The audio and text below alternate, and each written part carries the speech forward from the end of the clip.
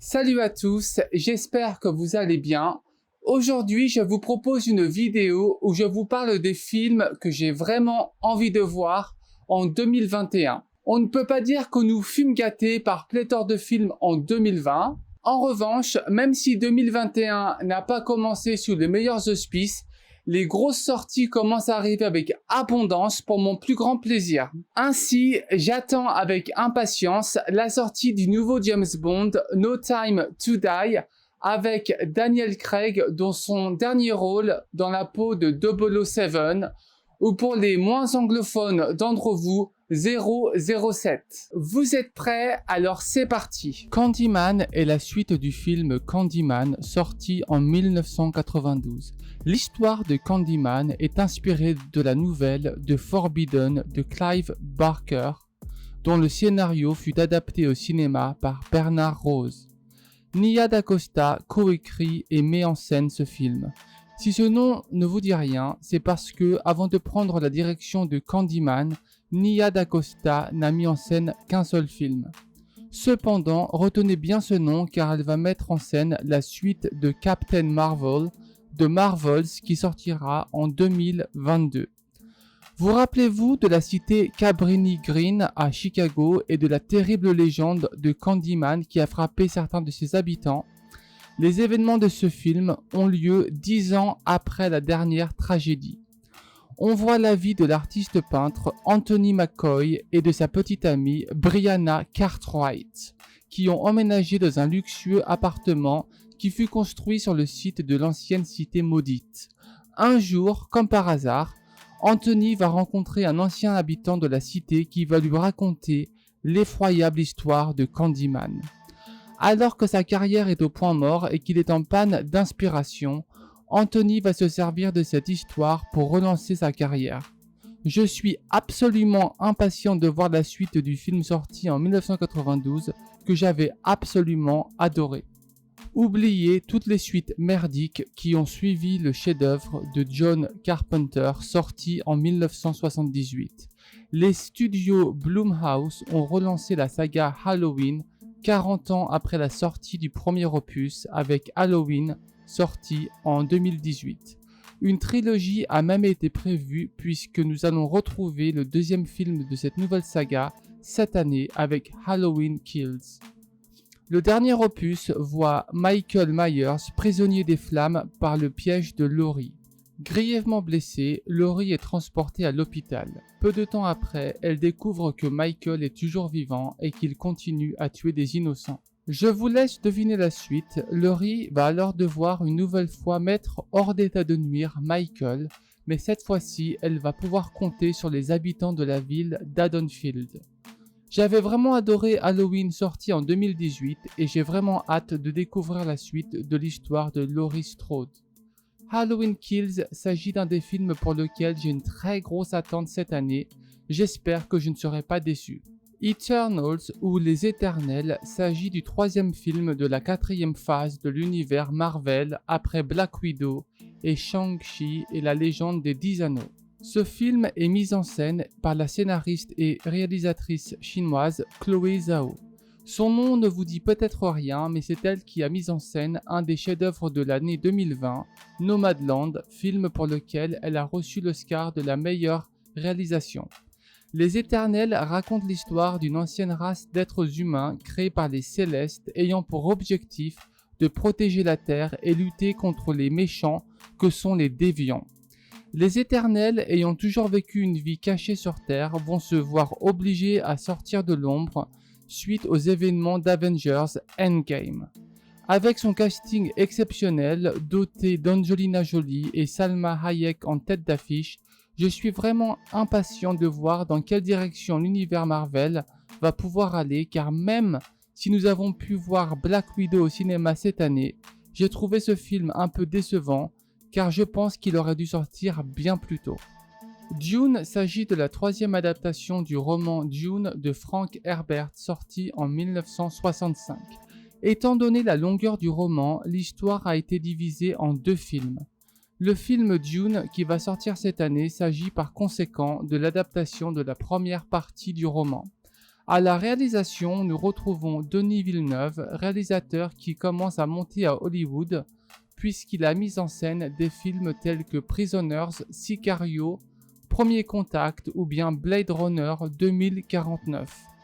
Le film raconte l'histoire du jeune Paul Atreides qui va devoir se rendre sur la planète la plus dangereuse de l'univers, Arrakis, également connue sous le nom de Dune, afin de sauver sa famille et son peuple d'un destin sombre et tragique.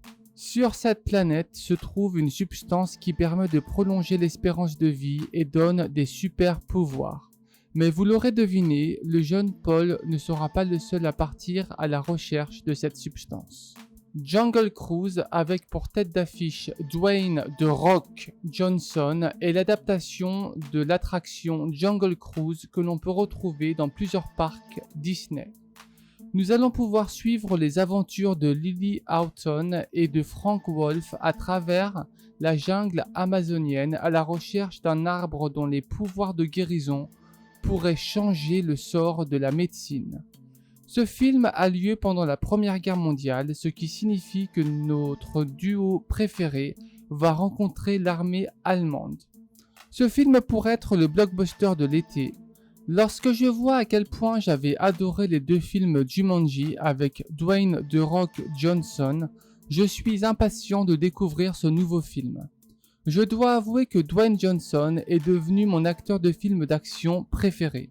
Enfin, je l'espère, je vais pouvoir visionner le nouveau film No Time to Die, connu sous le nom francophone Mourir peut attendre.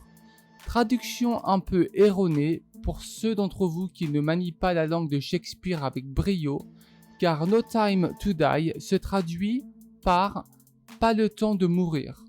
Correction faite, continuons. Je dis bien enfin car la sortie de ce film a été reportée plusieurs fois depuis maintenant presque 2 ans. Nous retrouvons un James Bond rangé des voitures et des missions dangereuses menant une vie tranquille avec sa choum ou pour les moins belges d'entre vous, sa concubine. Son grand ami et agent de la CIA, Felix Leiter, va lui demander son aide afin de retrouver un scientifique qui fut enlevé. Sa mission va le mettre sur les traces du dangereux Safin. Je ne m'attends pas à quoi que ce soit d'exceptionnel avec ce film, car après les 2 films réalisés par Sam Mendes et le départ de Danny Boyle lors de la jeunesse de ce film, ça sent le film de transition à plein nez. Mais par principe, j'irai quand même voir ce film. 35 ans après la sortie du premier opus, Top Gun est un énième exemple de film qui va connaître une suite au cinéma. Le premier film fut réalisé par Tony Scott qui nous a malheureusement quittés en 2012. Top Gun Maverick est un film mis en scène par Joseph Kosinski qui a déjà mis en scène Tom Cruise dans Oblivion, sorti en 2013. Fait également intéressant, le scénario a été coécrit par Christopher McQuarrie qui a réalisé les 4 derniers films Mission Impossible avec Tom Cruise. Le film suit le capitaine Pete Maverick Mitchell plus de 30 ans après les événements du premier film Top Gun, sorti en 1986. Maverick pilote toujours des avions car il aime ça. Il refuse de monter en grade car cela lui verrait prendre un poste de bureaucrate, ce qu'il a toujours refusé de faire. Pour cette raison, il est passé de lieutenant à capitaine alors que le personnage de Tom Kaczynski, interprété par Val Kilmer, est passé de lieutenant à amiral. Nous allons pouvoir suivre Maverick former une nouvelle génération de pilotes issus de l'académie Top Gun pour une mission à la fois dangereuse et inédite. Je suis impatient de voir la suite du film qui a propulsé Tom Cruise au rang de superstar planétaire. J'ai bien entendu gardé le meilleur pour la fin. En effet, une nouvelle adaptation de la comédie musicale West Side Story va sortir cette année. Cette nouvelle adaptation va être mise en scène par l'incroyable et l'unique Steven Spielberg. Le film raconte l'histoire de 2 gangs rivaux dans un New York des années 50. D'un côté, nous avons les Jets et de l'autre, nous avons les Sharks. Tony, ancien chef des Jets, et Maria, sœur du chef des Sharks, vont tomber amoureux l'un de l'autre et causer beaucoup de tensions entre les deux gangs. Pour rappel, le film West Side Story, sorti en 1961, avait remporté 10 Oscars. Je dois avouer que je trouve assez ambitieux le fait que Steven Spielberg ait voulu mettre en scène cette nouvelle adaptation. Je suis vraiment curieux de voir ce film, même si je ne pourrais pas m'empêcher de le comparer à l'original. Voilà, c'est tout pour cette vidéo. J'espère que vous l'aurez apprécié. Si c'est le cas, vous pouvez m'apporter votre soutien en likant cette vidéo et en vous abonnant à ma chaîne. Je vous dis à bientôt pour une nouvelle vidéo. Ciao!